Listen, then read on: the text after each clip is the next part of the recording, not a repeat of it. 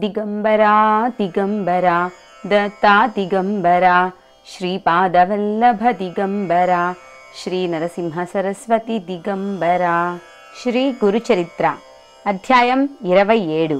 శ్రీ గణేశాయ నమః. శ్రీ సరస్వత్యై నమః. శ్రీ గురుభ్యో నమః. నామధారకుడు పట్టరాని ఆసక్తితో అటు తర్వాత ఏమి జరిగింది స్వామి అన్నాడు. సిద్ధుడిలా చెప్పారు. శ్రీ గురుడు ఎంత చెప్పినా వారు వినలేదు. అప్పుడు శ్రీ గురుడు వారితో, అలా అయితే మీ కోరిక ఇప్పుడే తీరుస్తాము అని అటు ప్రక్కగా పోతున్న ఒకరిని పిలిచి, నీవెవరు, నీ కులమేది, నీదేవూరు, ఎక్కడికి పోతున్నావు అని అడిగారు.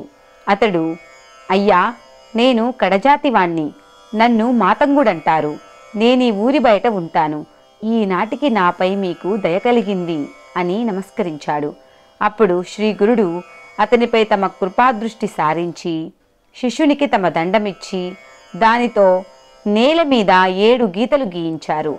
అప్పుడు ఆ చండాలుడి మీద విభూతి చల్లి వానిని ఒక్కొక్క గీత దాటమని చెప్పారు. అతడు మొదటి గీత దాటగానే ఆయన, నీవెవరు అని అడిగారు. నేను వనరక్షకుడైన భిల్లుడను అన్నాడతడు. అతడు 2వ గీత దాటి, నేను రావణుడనే కిరాతకుణ్ణి అన్నాడు.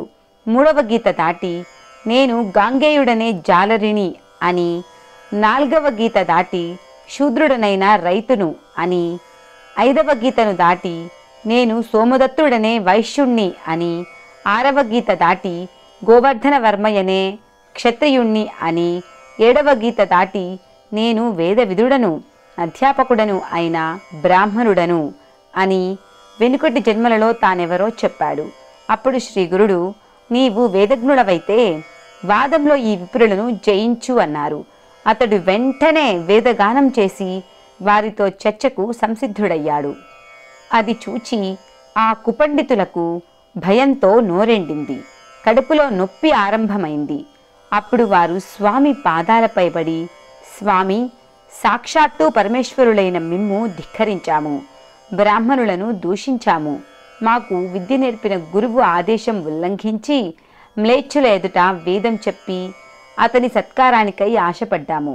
మీరు సర్వసమర్థులు, మీ మహిమను తెలుసుకొనడం మా తరం కాదు, మమ్మల్ని ఉద్ధరించండి అని వేడుకున్నారు. అప్పుడు స్వామి, మీరు బ్రాహ్మణ దూషణ ధర్మోల్లంఘన చేసి ఎందరినో బాధించారు కనుక ముందు జన్మలో బ్రహ్మరాక్షసులవుతారు, చేసిన కర్మ అనుభవించక తప్పదు గదా అన్నారు. అప్పుడు వాళ్ళిద్దరూ శ్రీ గురుని పాదాలపై పడి తమను కరుణించి తరుణోపాయం చెప్పమని ప్రార్థించారు. అప్పుడు స్వామి, విప్రులారా, మీకు పశ్చాత్తాపం కలిగింది కనుక మీ పాపంలో కొంత భాగం నశించింది.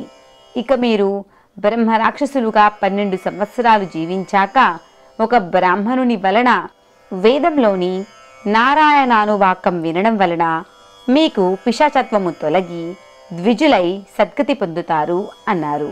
వారు శ్రీ గురుని వద్ద సెలవు తీసుకుని గ్రామ పొలిమేరకు చేరేసరికి వారిద్దరికీ గుండె నొప్పి వచ్చింది.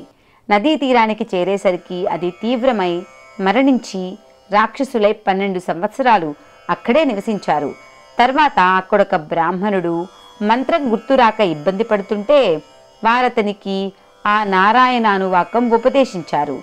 తర్వాత ఆ సద్బ్రాహ్మణుడు అది పఠిస్తుండగా విని ఆ పుణ్యఫలం వలన పాప విముక్తులయ్యారు.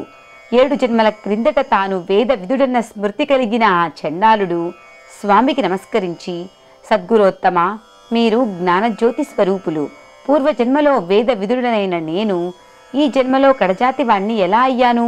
త్రికాలజ్ఞులైన మీరు నాకీ జన్మ ఏ కారణం వల్ల వచ్చిందో తెలుపవలసింది అని వేడుకున్నాడు. శ్రీ దత్తాయ గురవే నమః. శ్రీ శ్రీపాద శ్రీ వల్లభాయ నమః. శ్రీ నృసింహ సరస్వత్యై నమః.